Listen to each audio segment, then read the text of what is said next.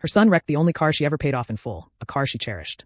But when she found out it was totaled, her first reaction wasn't concern for her injured son. It was anger about the car. Now both her adult children are refusing to speak to her. Was it a moment of misjudgment, or something deeper? I am a mother of two, Vanessa, 25, and Brandon, 22. I am not married to their father, but they both have a relationship with him. They went to visit him this past weekend for Father's Day, and were set to get to my house on Monday. Brandon drove the two of them there, and was supposed to drive back. The car he drives was mine originally. I paid it off and did not ask him to buy it from me on the condition that he is responsible for it. He was only paying for gas and maintenance. This was the first car I have ever been able to pay for up front without taking out a loan, which carries sentimental value.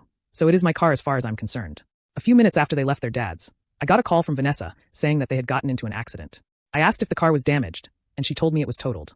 I was immediately furious because Brandon knew how hard I worked for that car, and I was very clear that I expected him to care for it. I asked Vanessa to please put her brother on the phone.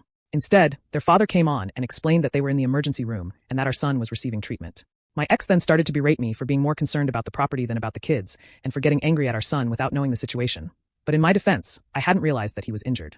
To be clear, Brandon will be fine, and the other driver was completely unharmed, but they are all still furious with me. I had assumed that if his injuries were serious that it would have been the first thing they told me. But that isn't a good enough explanation for them. It's been a few days now and both kids are still with their father and won't come stay with me. Am I the asshole? Update. First of all, to be very clear, I do not care about the car more than I care about my children. It was a moment of heightened emotion, and I spoke before thinking. I can concede that it was insensitive. To be clear again, my son has a concussion and a few broken ribs, but will be fine. The car is unsalvageable, and yes, it is insured, but that will not replace the sentimental value, but it's fine. Now, I called my children to apologize and explain that I would not have asked about the car first had I known that they were in an ER. Vanessa admitted that she should have told me that first, but that she was very stressed at the time. I was not able to get far into the conversation when their father came in with some choice words for me, and the call ended shortly after. I believe he may be manipulating the kids into not wanting to talk to me or come over. But they are adults and that is their prerogative. My plan is to let it play out.